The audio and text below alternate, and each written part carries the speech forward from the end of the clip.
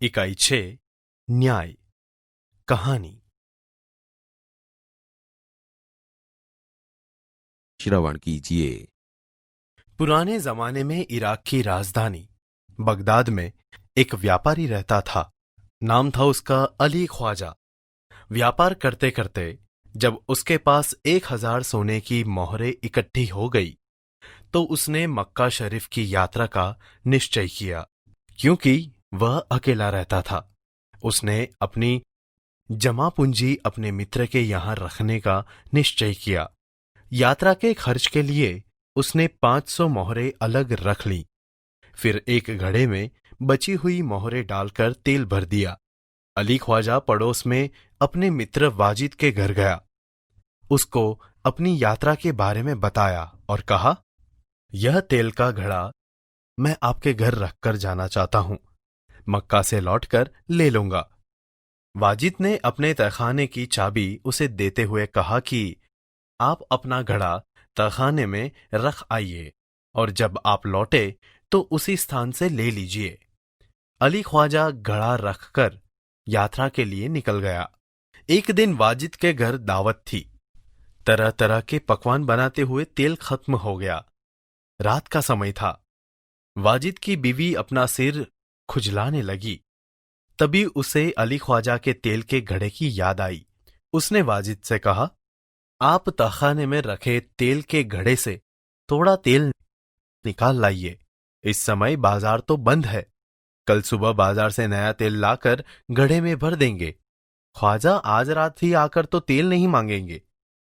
बीवी की बात सुनकर वाजिद तहखाने में गया। जब घड़े की सील खोलकर तेल निकालने लगा तब घड़े में से सिक्कों की आवाज आई। उसे लगा कि घड़े में तेल के नीचे कुछ है, इसीलिए उसने दूसरे बर्तन में सारा तेल निकाल दिया। उसने देखा कि घड़े में तो 500 सोने की मोहरें थीं। उसने उन मोहरों को अपनी तिजोरी में छिपाकर रख दिया और तेल लाकर बीवी को दे दिया। अगले दिन उसने बाजार से नया तेल लेकर घड़े में भर दिया। उसे वैसे ही सील बंद कर दिया जैसे ही ख्वाजा अली ने किया था। कुछ दिनों के बाद ख्वाजा मक्का की यात्रा से वापस आया। घर में अपना सामान रखकर वह सीधा वाजिद के घर गया और अपनी यात्रा की सारी बातें बताई।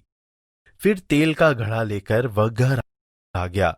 जब उसने घड़े का तेल निकालकर देखा तो उसके पैरों तले जमीन ही खिसक गई। वह सिर पकड़कर बैठ गया, क्योंकि घड़े में एक भी सोने की मोहर नहीं थी।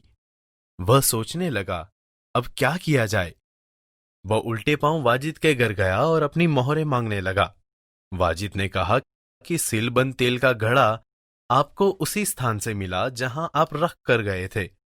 मैंने तो उसे हाथ भी नहीं लगाया। मैं कैसे मान लूं कि उसमें सोने की मोहरें थीं? दोनों मित्रों में कहासुनी होने लगी। दोनों का झगड़ा सुनकर आसपास के लोग इकट्ठे हो गए। उन्होंने जब झगड़े को बढ़ते हुए देखा तो ख्वाजा से कहा कि आप काजी की अदालत में जाइए, वह ही आपके झगड़े को मिटा सकता है। ख्वाजा ने काजी की अदालत में अपनी बात रखी, परंतु पक्के सबूतों के अभाव में उसे वहां से निराश लौटना पड़ा। तब उसने बगदाद के खलीफा के यहां अपील की और न्याय मांगा। खलीफा ने उसकी अपील स्वीकार कर ली।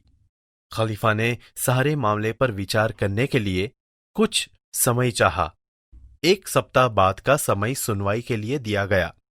ख्वाजा और वाजिद का किस्सा अब प्रख्यात हो गया था। खलीफा एक दिन अपना भेष बदलकर शहर में घूम रहे थे। तभी उन्होंने कुछ लड़कों को न्यायालय का खेल खेलते हुए देखा। वह छिपकर उनका खेल देखने लगे। उन्हें लगा कि जो लड़का न्यायाधीश बना है बड़ा समझदार है।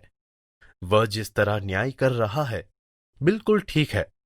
इसलिए उन्होंने उस लड़के को अपने पास बुलाया और उसका नाम पूछा। लड़के ने कहा, मेरा नाम हसन है। खलीफा ने कहा, मैंने तुम्हारा खेल देखा, तुम बहुत समझदार हो, कल हमारे दरबार में आना। अगले दिन खलीफा के दरबार में अली ख्वाजा, वाजिद और हसन उपस्थित हुए। खलीफा ने हसन से कहा कि तुम इन दोनों के झगड़े का किस्सा सुनो और बताओ कि इनमें से कौन सच बोल रहा है। हसन ने दोनों की बात ध्यान से सुनी। फिर उसने दो तेलियों को बुलवाया। थोड़ी देर में दो तेली आ गए।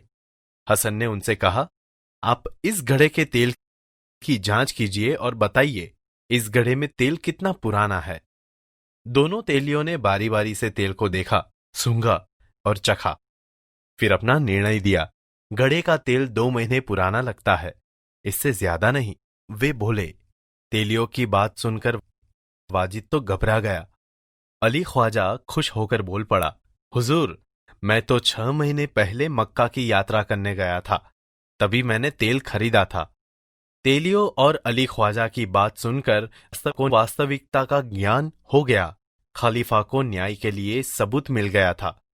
खलीफा ने हसन को धन्यवाद दिया और वाजिद से कहा कि आपने अली ख्वाजा के घड़े से तेल और मोहरे निकाली है, आप उन्हें वापस कीजिए और चोरी और विश्वासघात के अपराध की सजा भुगतिए।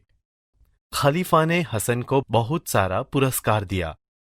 खलीफा के दरबार में उपस्थित सभी लोगों ने हसन की सूझबूझ और न्याय की बुरी बुरी प्रशंसा की।